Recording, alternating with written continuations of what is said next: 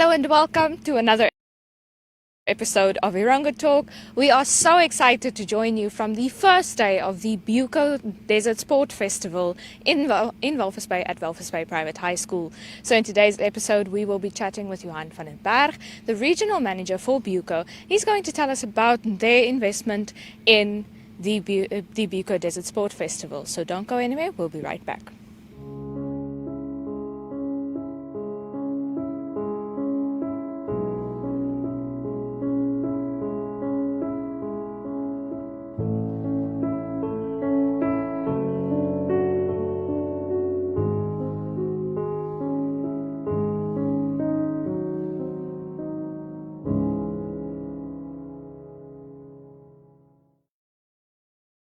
And now it is time for your news. So for today's news, we are joining you from the Walvis Bay Private High School sports field, where the BUCO Desert Sport Festival will be taking place.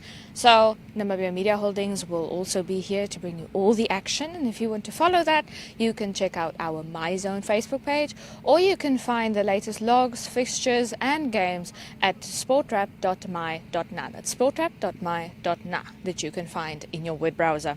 So we move on to our first story for today. A legal fight has ensued after directors in a property conglomerate fell out over a housing development at Walvis Bay that never got off the ground.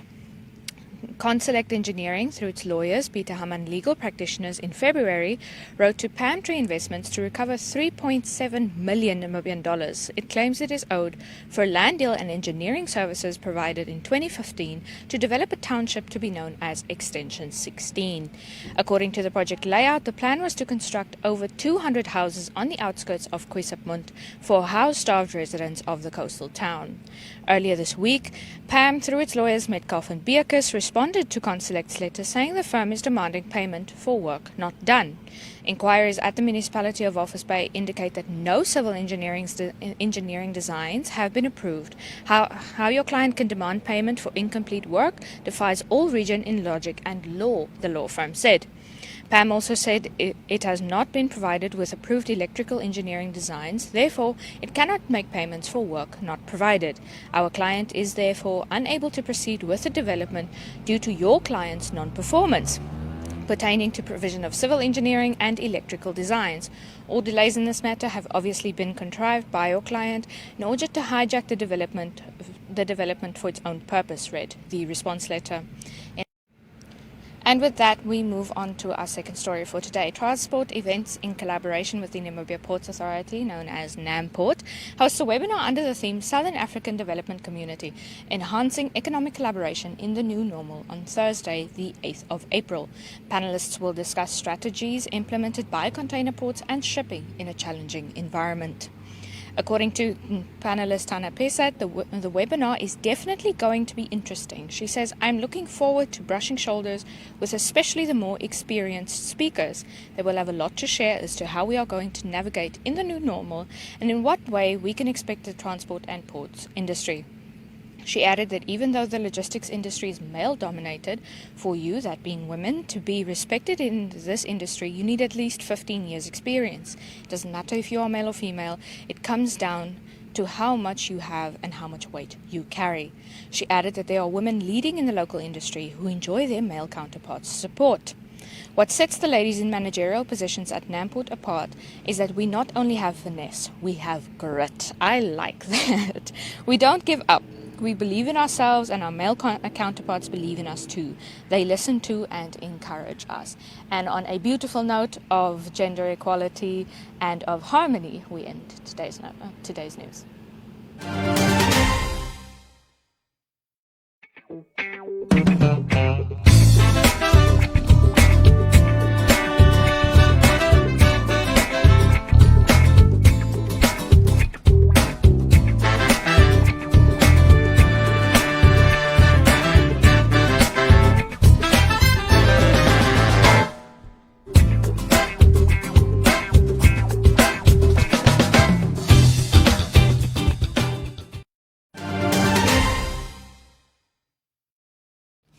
Okay, with me here is Johan van den Berg, who is the regional manager for Namibia when it comes to BUCO Namibia. How are you today, Johan? I'm fine, and yourself? No, I'm good. We are officially the Woestynfees, or the Desert Sport Festival, or more specifically, the BUCO Desert Sport Festival is finally here after it took an absence of about a year. But we will get into that. Just please tell us, who is BUCO Namibia and what do you do? Well, we are retailers in hardware and building materials. We are currently running 3 stores in Namibia, which are all dual branded stores, so basically 6 stores. On the BUCO side, we do building materials and hardware, and then we've also got the Timber Cities, where we do board cutting and cupboards, that type of thing. Aha. So it's all hardware, basically. Yes, it's all hardware. You won't find sugar or tea in our stores, Yes. but you will find everything else that you might need to look after your home or Definitely, whatever. whatever building project Yes, you're in. your next DIY project, you can say. And we do gardening as well. Oh, nice. Okay, so now we know who BUCO is. But you've been walking a path with the Walvis Bay Private High School and specifically the Desert Sport Festival for a while now. Just please tell us a bit about the history of BUCO and the school, and specifically pertaining to the sports festival. Yeah, we in BUCO, being part of a big corporate company, our vision is to develop our youth, and we all sponsorships are aimed at youth development, and that is how we became part and partial of the Desert Sport Festival. This will be now in total our 7th year of being part of the festival, and it is our 4th year, actually 5th year, of being the main sponsor Yes. of the Desert Sport Festival. Wow. Yeah, and that's why we do it. We do it for our youth because we believe not only academic development is needed, but people skills are necessary, and that's why we believe team sports like the sport events they do at the Desert Sport Festival are important for the youth development. No, that's definitely true. Now, with the COVID-19 pandemic, Johan, it shifted. It literally shifted everything around. Now, this festival is also a bit different this year. But what do you hope to see come from the festival? Well, yeah, it is very different from the past. Firstly, it was a disappointment with the virus and the pandemic last year that we could not host the event at all, which I think was the right call at that time. The disappointment for me is that our local Namibian sports lads and lasses does not have the opportunity to participate against the South African and other African. As you know, we had a school from Zimbabwe here in the past. So yeah, due to the virus and the pandemic, that's for me the low point, is that we won't see that. Although I must take my hat off to Mr. Kemp Yes. to put this together under the current circumstances. We as sponsors always want exposure. Yes. True. I have unfortunately I haven't had time to look at the grounds yet. It's amazing. But It looks very I'm cool. sure, as in the past, it would be proper. And yeah, it's a disappointment that we can't have spectators, Yes. but that's where the time we live in at the moment. And for us, it's important that even though being able to host the festival, that we still protect ourselves Yes. and every participant Definitely. against the virus. Definitely, that's very important. But you know that the learners are very excited to be able to play after a year of absence. Then just finally, Johan, what would you like to tell the learners, the players that's coming from all over the country and those that are locally that's playing in the Desert Sports Festival? Well, you're putting me on the spot now. You know, there's an association. If you look at my Yes. my badge, it's orange. Yes. So obviously, Yes.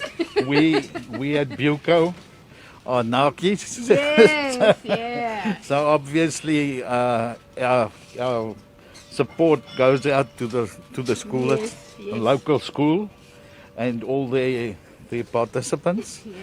But hosting an event with so many local talent from other schools across the country is also a thing that is for me quite exciting. Yes. In the past, we had between 300 and 400 Namibian students Yes.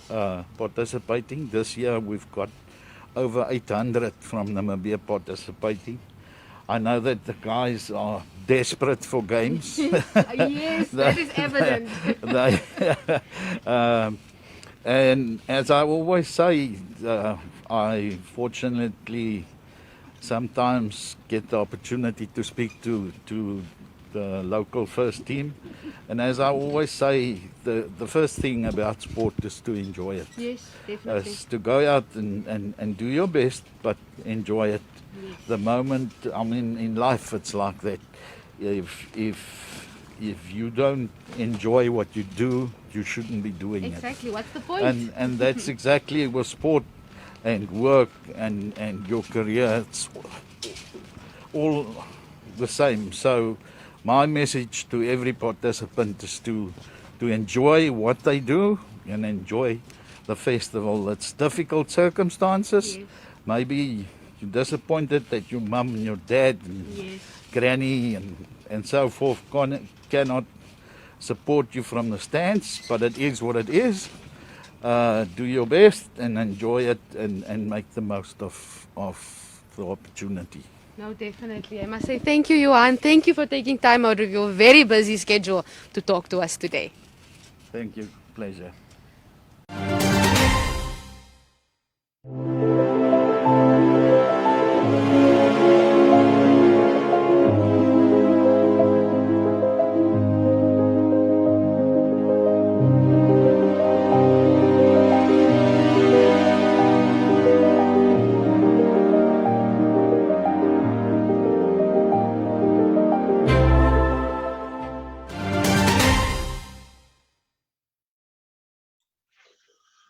So welcome back.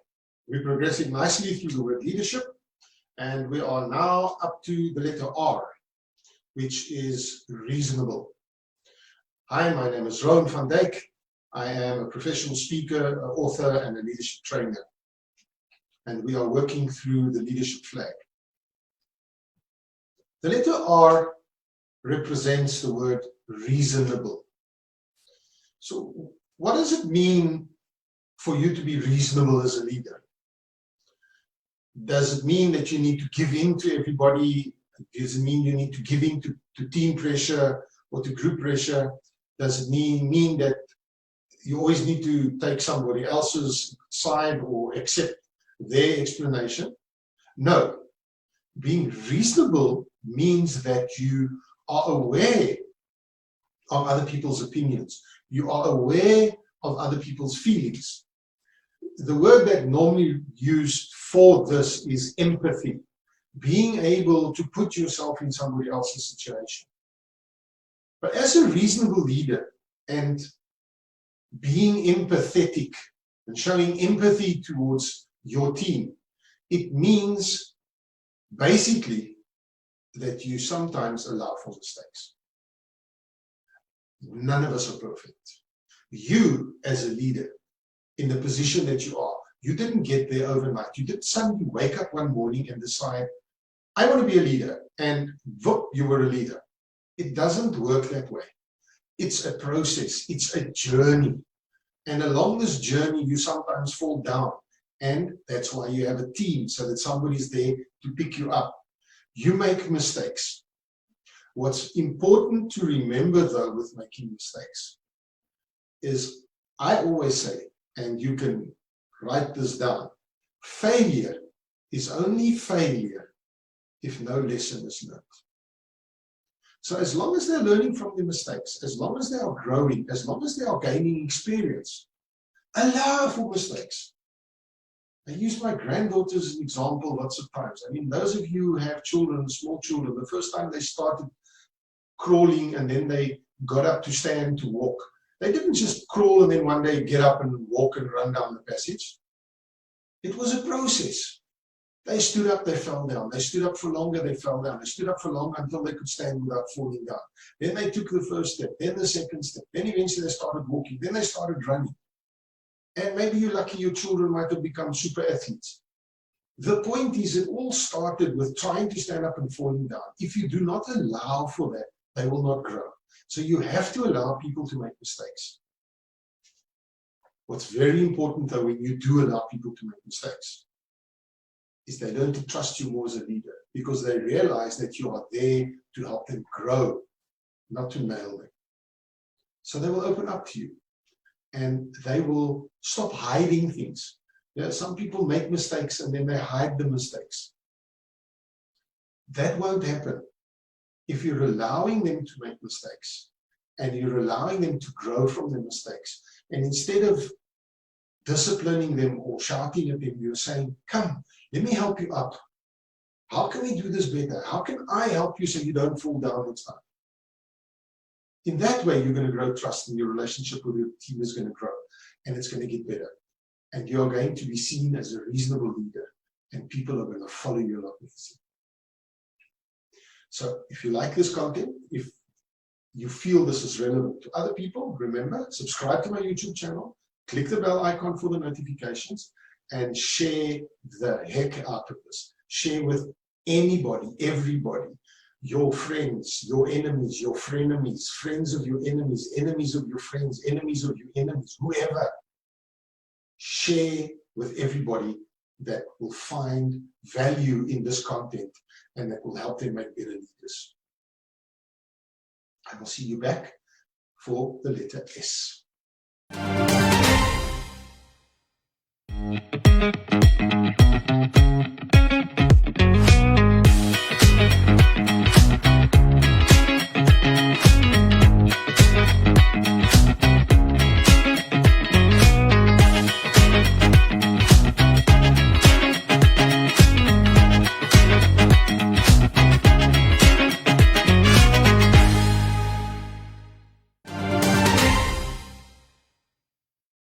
And now it is time for your weather and tides in Walvis Bay and all the other major towns in the Erongo region.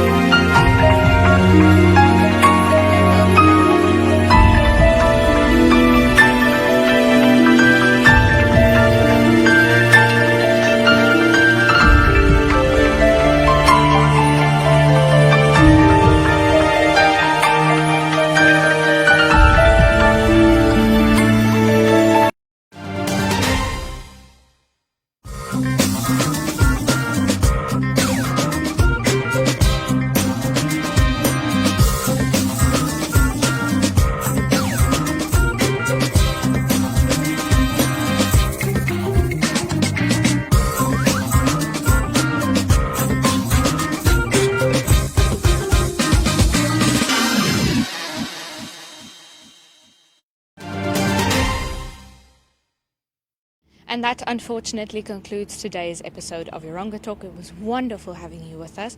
So you don't have to miss us too much until tomorrow, because as always, you can check out our website at www.erongo.com.na.